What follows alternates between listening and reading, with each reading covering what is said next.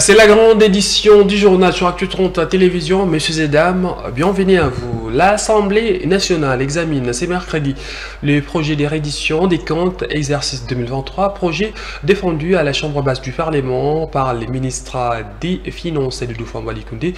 Plus de détails sur cette plaignante en cours dans nos prochaines sessions d'information. Tous ceux qui dénoncent les discours populistes ne précisent pas quelle loi les ministres a violé. Ce sont plutôt eux qui doivent respecter la loi. Voilà le propos du ministre de la Justice, Constant Mutamba, ce mercredi au cours d'un échange avec les services de son ministère. Ceci pour répondre à tous ceux qui qualifient ces actions du populisme. L'APJ n'est pas un protocole. L'APJ n'est pas un garçon de course. Vous avez été vos alliés par agents et fonctionnaires de l'État. Et ngande ministre na bino. Devoir nangai les alliés à protéger bino. Pas que délai, pas au sala mosala, na pangote, na dengue et longo pamibote. Pas que délai, pe bayali na place sengeli bay à la tête. Alors, nous sommes en train de remettre de quoi de l'ordre. Ozonga na place au Ozonga, na yoka lisusu te était saliba exécution barbare. Otie na ba réseaux sociaux ba exécution. Sali exécution na yo, oyebi que instruction préjuridictionnelle les alaka inquisitoriale. Parce que moto a ko bénéficier de la présomption d'innocence. Oti aye na réseaux sociaux te. Ce qui est mokonda lingi amitié na réseaux sociaux, robot la téléphone, ok? Pour que asa na mo publicité te parce que ba mususu ba ngonde ba lukaka yango on a basa la ba publicité na video. En tant que patriote congolais, Aristote Ngarimé salue la réactivation des enquêtes en cours commis au Nord Kivu à partir de janvier 2022, tel qu'annoncé par le procureur de la Cour pénale internationale. Dans sa casquette politique, ces cadres du PPRD souhaitent que la RDC puisse elle-même juger les auteurs de ces crimes dans les pays, extrait tiré dans l'émission à l'écoute présentée par Jaël Moulouaï. Je réfléchis comme patriote, madame. Pas comme politicien. Je vais aussi arriver comme politicien, d'abord comme patriote. Je ne peux pas accepter qu'il y ait l'impunité. Je ne peux pas accepter que celui qui a violé une femme, celui qui a assassiné une femme enfant, qu'il puisse rester impuni durant toute sa vie. Je ne peux pas, si dans ma propre maison, lorsque mon fils fait quelque chose de mauvais, j'arrive à sanctionner mon fils. En forcerie, un monsieur qui se lève chez lui, il prend les armes et il part tuer les Congolais qui restent impunis. Donc il faut qu'on puisse sanctionner, madame. Il faut qu'il y ait ce régime, cette culture des sanctions. Vous êtes à Ituri, vous êtes un seigneur de guerre. Vous prenez un territoire, vous vous érigez à un roi. Personne ne peut vous toucher. Vous commencez à violer, à faire ceci. Vous croyez que vous resterez impuni. Donc, pour comme compatriote, je suis d'accord qu'on puisse le faire. Maintenant, comme politique, madame. On peut se faire par la CPI, non? Oui, justement. Comme patriote, madame, comme plutôt politicien. Pensez-vous pas qu'il y ait grand temps que nous, ici au Congo, que nous puissions commencer à juger nos propres semblables, mettre en place des structures, bien que nous avions ratifié les statuts de Rome, bien qu'il y a la coopération judiciaire, la coopération internationale judiciaire avec la CPI, nous avions cédé une portion de notre souveraineté parce que lorsqu'un État ratifie un accord international, ça dit que cet État donne priorité ou soit primauté à cet accord, que ça puisse s'exercer dans son pays. Mais pensez-vous pas qu'ici en interne, nous devons avoir des institutions fortes où nous allons juger nos propres semblables? L'intégralité de cette émission, de cet entretien, suivra tout juste après cette édition du journal. Et cette décision de la Cour pénale internationale est également saluée par les activistes des droits de l'homme au pays. Pour Emmanuel Mabunguta, sa structure s'attend à ce que ces enquêtes apportent des résultats positifs pour le plus grand bonheur de la population congolaise. C'est une décision qui est assez réfléchie, une décision qui vient à pointe nommée parce qu'aujourd'hui, avec l'agression rwandaise, plusieurs crimes internationaux sont commis en RDC et il fallait que la CPI prenne part aux enquêtes, mais aussi daigne à trouver ou encore à établir des responsabilités pour toutes ces personnes et tous ces groupes ou encore tous ces belligérants qui sont dans la partie est de notre pays et qui endeuillent notre population. Alors nos attentes sont grandes parce que ça fait plus de 30 ans, 3 décennies que la RDC est agressée.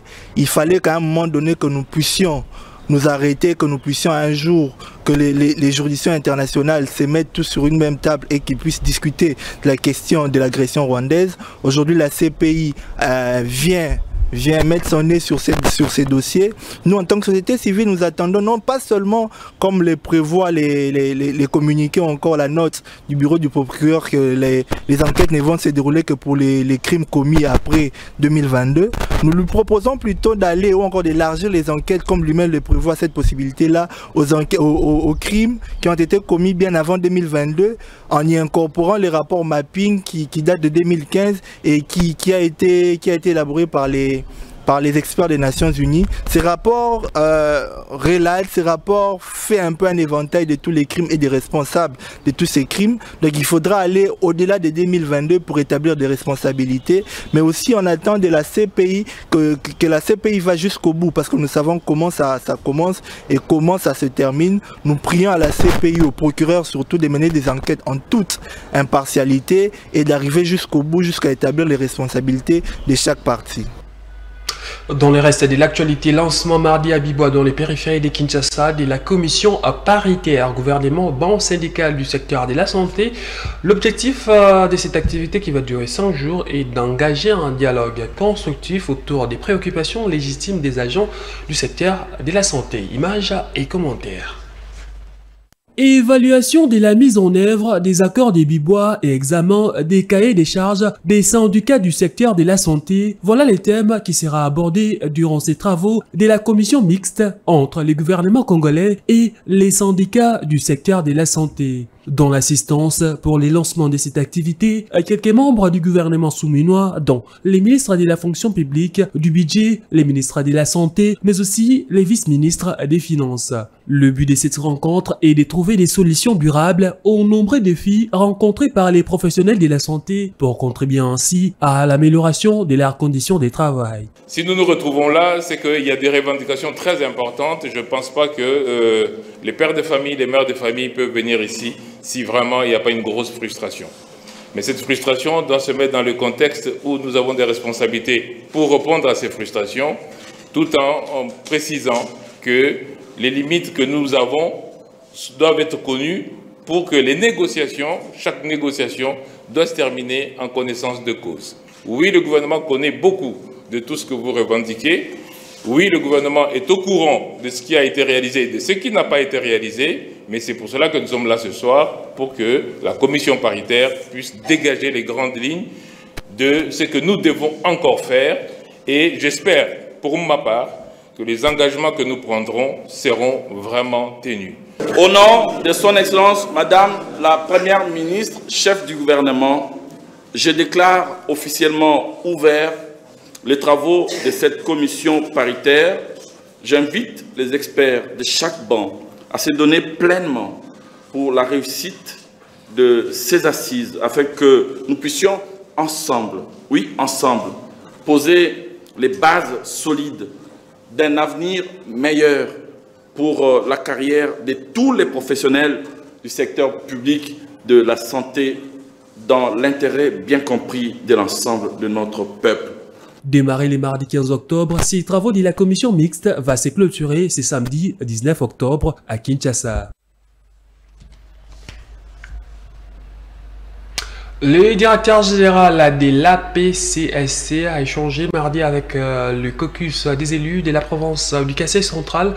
Leurs échanges ont tourné autour de l'évolution des travaux de réhabilitation et de modernisation de la route Kananga-Kalamba-Mbouchi, mais aussi la construction du stade moderne Pierre Ndaye Moulamba. Freddy Chembo, le directeur général de cette structure, les a rassurés de la détermination de son équipe à réaliser tous ces travaux.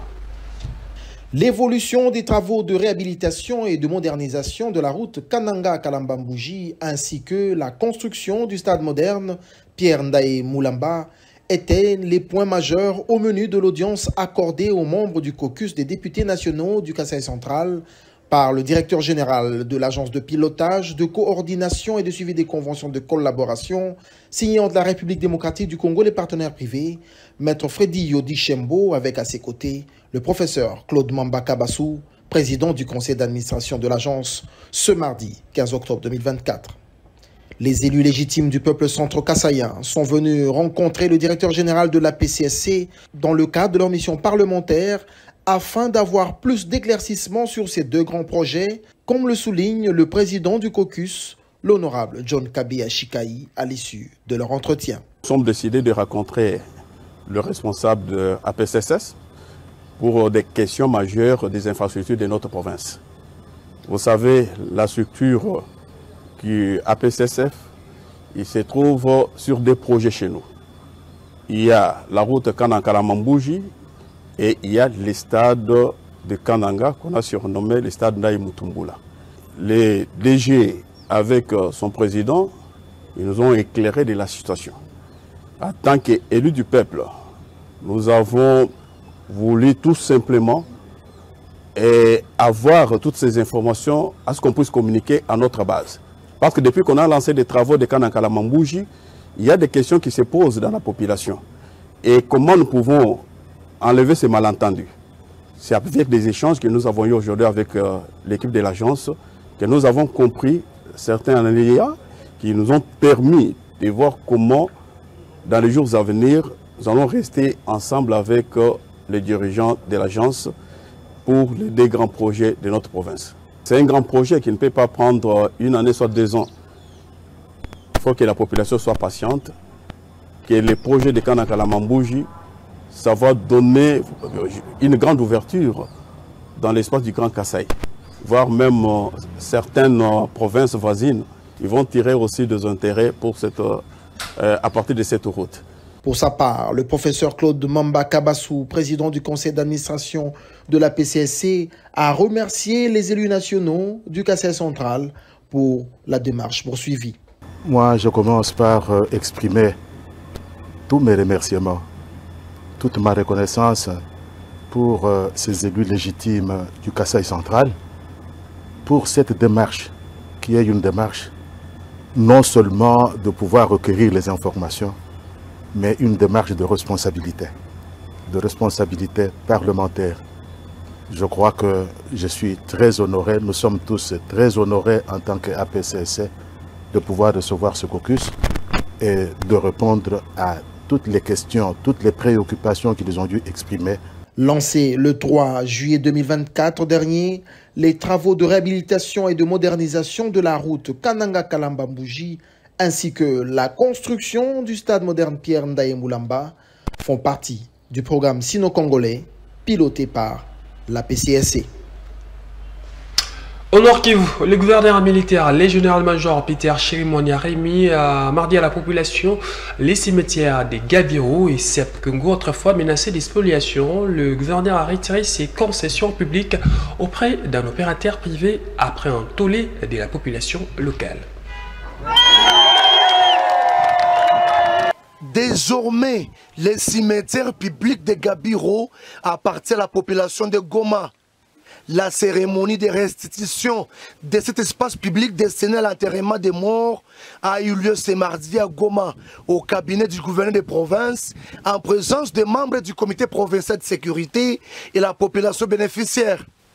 Affecté par le gouvernement civil à travers un jugement de la justice, le gouverneur militaire Peter Chirimwani a désaffecté, suspendant tous les arrêtés afin de remettre la population dans son droit. C'est ainsi qu'un protocole d'accord a été signé entre le gouvernement provincial et Kangou Diakala Labène, lui attribuant un autre espace en guise de compensation. Article 3. En contrepartie des droits lui cédés sur la concession Gabiro, la province du Nord qui vous cède à M. Kangou Diabène la concession SU 53 969 d'une superficie de 4 hectares 57 arts 0906 arts, située au quartier KM, couverte par des certificats d'enregistrement KAR/17 folio 167. C'est grâce au concours de l'honorable député national Patrick Mounyomo, élu de Goma, qui avait alerté en dénonçant auprès du gouverneur militaire et le ministre des Affaires foncières sur une spoliation des espaces publics dans la ville de Goma. Par rapport au cimetière, qu'est-ce qu'on n'a pas parlé ici? Mon collègue Hubert et moi, nous sommes descendus. Parce que la population voulait que nous puissions enfin terminer ces problèmes. Nous avons vu les gouverneurs. Nous sommes allés visiter, que ce soit les tiges, que ce soit les gabiros, partout. Nous étions là, vous avez pris même des images. Nous sommes revenus vers les gouverneurs, nous dites non, on doit privilégier l'intérêt de la population. Mais aujourd'hui, Gabiro, que vous avez connu, c'est revenu au maître de l'État. Le gouverneur a tout fait. On lui a dit non, voilà, voilà, voilà.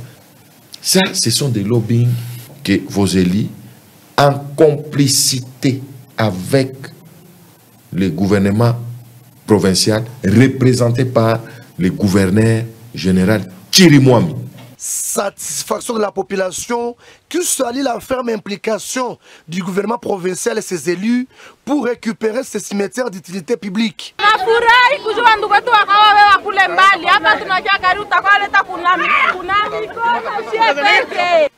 Le gouverneur militaire Peter Chirimwami, qui a restitué la clé de ce cimetière au maire de la ville de Goma pour sa gestion rationnelle, a directement envoyé ses services au cimetière de Gabiro, où la population attendait l'autorité provinciale avec... De retour à Kinshasa, le tribunal militaire des garnisons de Kinshasa-Gombe a rendu son verdict sur l'affaire du meurtre de Giras Manzanza, un militant du parti politique SID tué le 10 septembre dernier devant les sièges de cette formation politique de l'opposition. Le tribunal a condamné cet élément de force de l'ordre à la peine de mort. Il a été reconnu coupable de meurtre et violation des consignes. Les infractions de violation des consignes en temps de paix et du meurtre mis à charge du prévenu Yoko Ambwa John. Le déclare coupable. En conséquence, le condamne à la peine de mort pour meurtre, à 10 ans de servitude pénale principale pour violation des consignes en temps de paix, faisant application de l'article 7 du Code pénal militaire, prononce l'unique peine la plus forte, celle de mort, confirme sa détention, ordonne la main levée de la saisie de l'arme de guerre de type AK-47 numéro CDF 184 sans chargeur et la restitue à la police nationale pour utilisation. Statuant sur les intérêts civils, le tribunal dit recevable fondé les actions en réparation mises par les partis civils Land et les partis politiques SID. En conséquence, condamne le prévenu Yoko Ambwa John in solidium avec la République démocratique du Congo au paiement de l'équivalent en francs congolais d'une somme de l'ordre de 1 franc congolais à titre de dommages et intérêts pour tout préjudice subi au profit de la partie civile, parti politique, engagement pour la citoyenneté et le développement en abrégé SID. 50 000 $ américains à titre de dommages et intérêts pour tout préjudice confondu au profit de la partie civile Land. Ainsi, jugé et prononcé à l'audience publique du tribunal militaire de garnison de Kinshasa-Gombe de ce mardi 15 octobre 2024. Le mois d'octobre de chaque année est dédié à la lutte contre les cancers des seins. À l'occasion, l'ONG WAIF, dirigée par la députée nationale Christelle Wanga, a lancé la campagne Octobre Rose pour sensibiliser à la lutte contre cette maladie. C'était au cours du matinée scientifique organisé ce mercredi dans la salle des banquets du Palais du Peuple. Reportage de Yannick Chou et Merveille Kitita.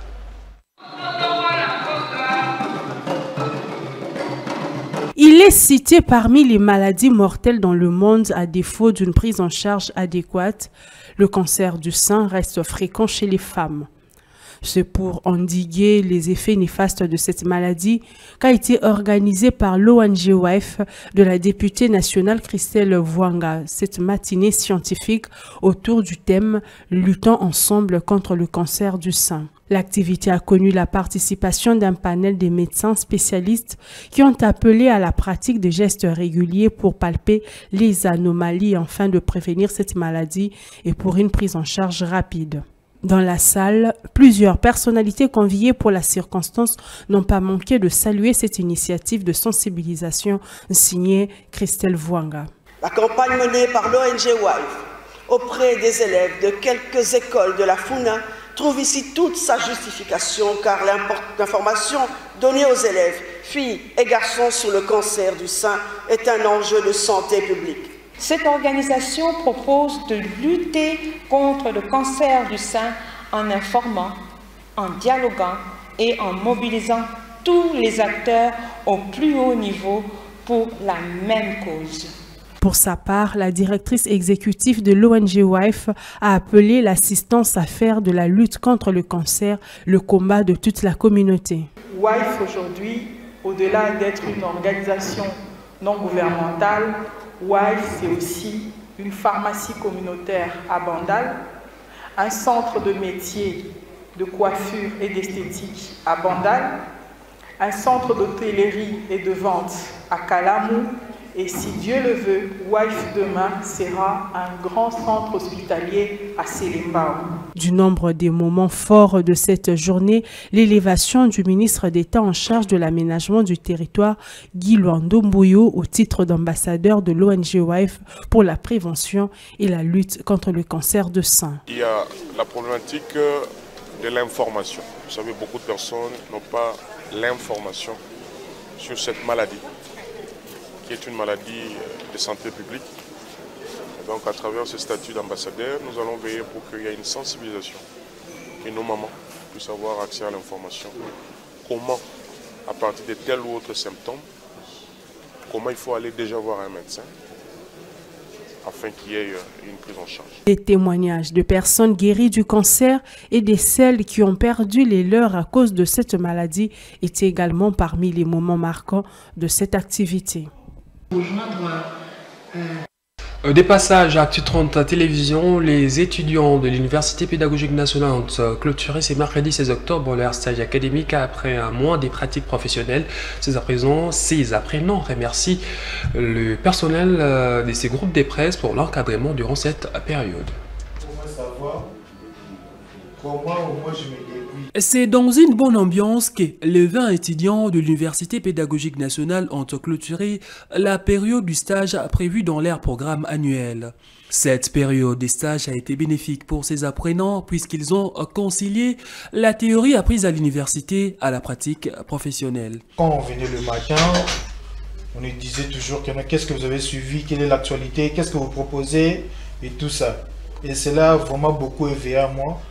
Même si je finis mon stage, mais je dois au moins avoir toujours cette envie-là. C'est comme si j'étais toujours en plein stage. Et cela me fait voir que non, moi en tant qu'un futur journaliste, je dois toujours être apte à pouvoir recevoir tout ce qui est comme une information. À l'université, j'ai eu à faire la théorie. Et ici, nous avons eu à pratiquer ce qu'on nous a appris à l'université.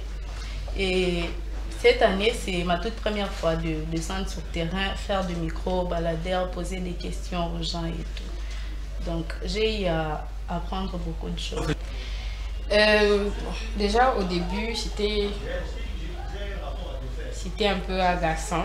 Chaque matin, venir avec un sujet d'actualité. Mais après, je me suis rendu compte que c'était pour notre bien, c'était pour nous apprendre, éveiller notre désir de devenir journaliste. Et ça n'a vraiment rien à voir avec ce qu'on nous apprend à l'université. C'était purement du papier stylo. Alors qu'ici, les descentes sur le terrain, faire la brève, les papiers. Donc, c'est vraiment toute une différence. D'autres étudiants ont eu des mots justes pour remercier le groupe de presse Actu 30 pour l'encadrement. Je remercie la chaîne, vraiment merci à l'initiatrice Mme Rachel Kitissa de nous avoir accueillis à bras ouverts, aux encadreurs, à toute la chaîne en fait. Par là, j'aurais encore à dire que je remercie vraiment la chaîne d'Actu 30 pour cet accueil vraiment chaleureux et des moments vraiment inoubliables, surtout vraiment pour moi, y compris aussi pour les autres. De tout ce dont nous avons eu vraiment réalisé ensemble, il y a eu des moments vraiment très merveilleux que personnellement, je ne m'attendais pas à cela. Je me disais que non, peut-être ça pourrait être d'une autre manière ou d'une autre. Mais avec cette surprise ici, nos encadrés étaient vraiment très cool envers nous. J'encouragerais la chaîne de continuer de faire ce que vous êtes en train de faire. Vous nous avez appris beaucoup de choses, malgré que nous sommes humains. Débuté le 19 septembre dernier, ces stages académiques a duré 1 mois et s'est clôturé ce mercredi 16 octobre. Fin de cette édition du journal. Merci à vous de nous avoir suivis.